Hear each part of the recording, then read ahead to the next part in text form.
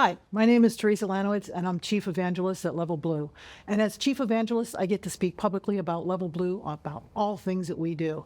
And in addition to my Chief Evangelism duties, I am also the head of our Thought Leadership program here at LevelBlue. Our thought leadership research is vendor neutral, forward-looking, and actionable. And this year, our 2025 LevelBlue Futures Report, which is our flagship piece of research, it focuses on cyber resilience and business impact. Now, people can take this research, use it as a guidepost inside of their own organization to understand the types of opportunities and challenges that may be presented over the coming years for them. In our 2025 LevelBlue Futures Report, Cyber Resilience and Business Impact, we found that there are 5 common characteristics of cyber resilient organizations. First, the cybersecurity team is aligned with the line of business. It helps organizations make better decisions. Second, they are using AI in their regular cybersecurity work on a day-to-day basis.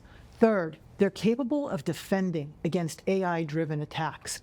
Fourth, what they're able to do is understand what these new types of emerging threats and emerging attacks are about, looking at things such as AI-driven attacks, phishing, attacks against the software supply chain, deepfakes, and so on.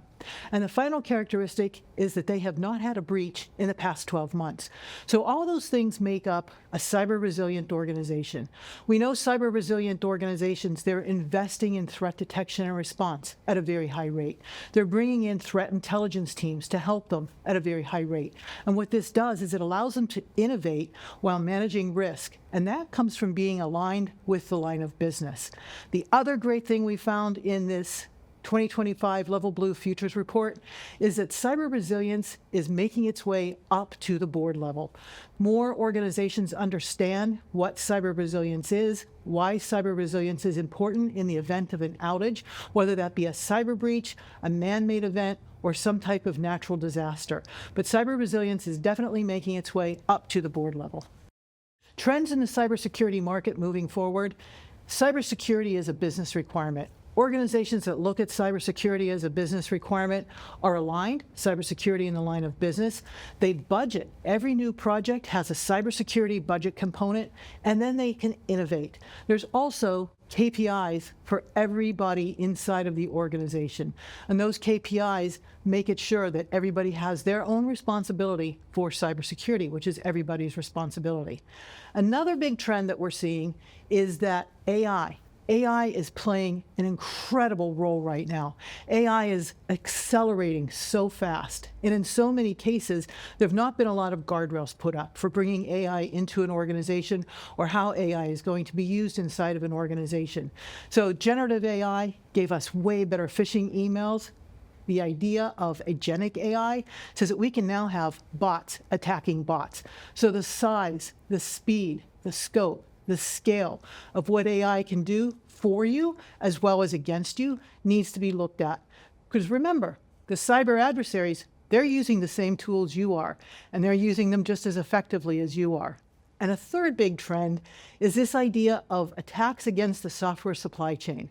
Software defines us. We get our software from a variety of different places. We get it from third-party open source repositories, third-party vendors that we may be working with, trusted advisors that we may be working with, commercial off-the-shelf products that we all have inside of our organizations. And it's important to understand what that software supply chain looks like. Only 27% of organizations say that they are concerned about where their software is coming from. So if you're looking at that software supply chain, you should be able to know where your vulnerabilities are. You should be able to understand what happens if a patch release fails, what is the impact of that, and you should be able to conduct cybersecurity forensics on any software that you have. And most importantly, you should be able to classify a level of confidence of everybody in your software supply chain. So software supply chain is something that we're going to see front and center over the next 24 months or so. And along with that software supply chain, it's important to note that we found that 61% of organizations who took our LevelBlue survey, they are investing in application security. So we're starting to see silos eradicate, silos be broken down, and the whole organization taking a look at cybersecurity and everything that feeds into cybersecurity. So to get on this path to cyber resilience, organizations should foster a cyber resilient culture. They should take this idea of cyber resilience and elevate it to the C-suite. And they should also make sure that they're able to protect against these new types of attacks and threats that are out there, and definitely look at and understand your software supply chain, because that's where the hidden risks are.